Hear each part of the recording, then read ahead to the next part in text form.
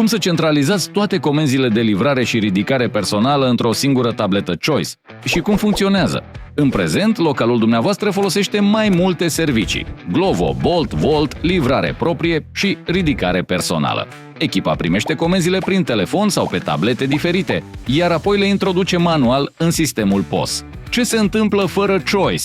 Ospătarii se încurcă între mai multe tablete. Echipa pierde timp transferând comenzile în loc să deservească oaspeții. Iar introducerea manuală înseamnă întotdeauna risc de erori în statistici. Conectați toate serviciile de livrare în Choice. Procesați comenzile într-o singură interfață, cu integrare automată în POS. Soluția este avantajoasă dacă aveți 50 de comenzi pe lună sau mai mult. De exemplu, un client plasează o comandă pe unul dintre marketplace-uri. Primiți comanda direct în Choice, o acceptați, iar aceasta ajunge automat în sistemul dumneavoastră POS.